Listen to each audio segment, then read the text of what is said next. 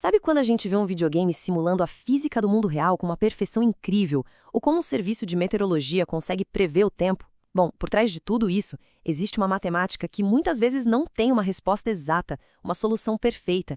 E é exatamente aí que a nossa análise de hoje começa. Vamos mergulhar em como os computadores conseguem encontrar soluções super precisas para esses problemas que parecem não ter solução. A chave para tudo isso está na capacidade de resolver equações que descrevem como as coisas mudam com o tempo. Só que tem um detalhe: na maioria das vezes, essas equações são tão, mas tão complexas que resolver diretamente é simplesmente impossível. Então, qual é o truque que os computadores usam? É aqui que entram os chamados métodos numéricos. A ideia é genial. Em vez de quebrar a cabeça tentando achar a resposta exata, perfeita, o computador usa esses métodos para construir uma aproximação. Ele vai chegando cada vez mais perto do resultado real, dando uma série de pequenos passinhos, todos muito bem calculados. O grande desafio é exatamente este. Como é que se pega uma curva contínua, que representa um fenômeno do mundo real, e se traduz isso numa série de passos retos e simples que um computador consegue entender? Bom, para descobrir, vamos começar a nossa jornada pela precisão com a abordagem mais direta que existe. A nossa primeira ferramenta nessa busca é a mais fundamental de todas, o método de Euler. E o mais legal é que a ideia por trás dele é surpreendentemente simples e intuitiva. A lógica é bem fácil de pegar. Pensa num daqueles jogos de ligar os pontos. A gente começa num ponto que já conhece, calcula a inclinação, ou seja, para que direção a curva está apontando naquele lugar exato, e aí dá um passinho naquela direção para achar o próximo ponto. E depois é só repetir o processo, de novo e de novo. E logo de cara, a gente já percebe um problema.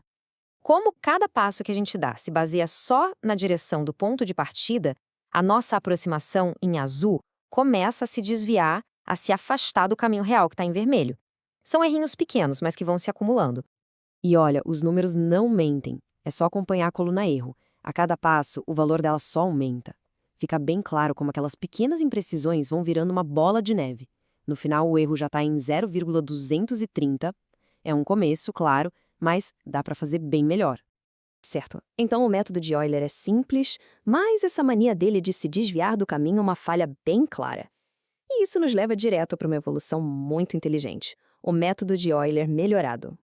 A grande sacada aqui é basicamente olhar para frente. Em vez de usar só a direção do ponto inicial, esse método faz uma previsão de onde o próximo ponto estaria. Aí ele tira uma média entre a inclinação do começo e a inclinação desse ponto futuro. O resultado? Uma direção média muito, mas muito mais precisa para o nosso passo.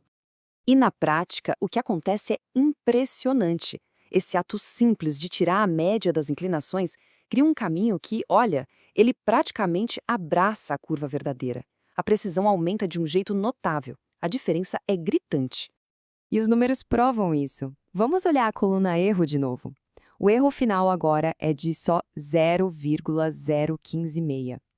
Comparado com o 0,230 do método de Euler original, nossa, é uma melhoria gigantesca. Ok, se o Euler melhorado foi um grande passo à frente, prepare-se, porque agora a gente vai dar um salto gigantesco. Vamos conhecer o método Runge-Kutta, a ferramenta de peso usada em aplicações profissionais, onde a precisão não é só desejável, é absolutamente crítica. A lógica aqui é ainda mais sofisticada. Em vez de só tirar a média de 2 pontos, o Runge-Kutta é como se ele tirasse 4 amostras de teste da direção da curva. Tudo isso dentro de um único passo. Depois, ele calcula uma média ponderada, super precisa, que dá mais importância para as amostras do meio, corrigindo a trajetória de uma forma muito mais inteligente. E o resultado disso tudo? Bom, é só dar uma olhada na coluna de erro. Os números são minúsculos. A gente está falando de uma precisão que é ordens de magnitude melhor do que tudo que a gente viu até agora. É outro patamar, é um nível de exatidão realmente impressionante.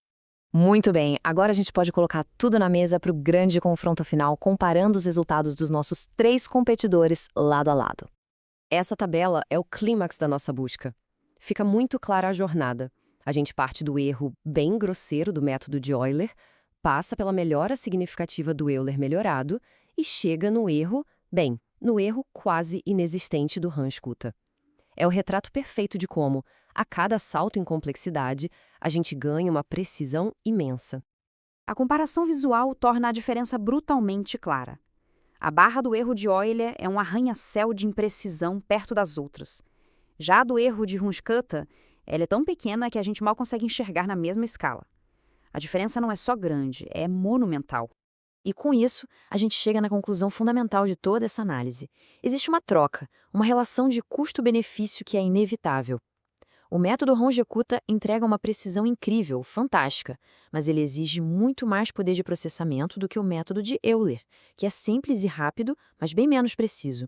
No fim das contas, a questão que sempre fica é essa.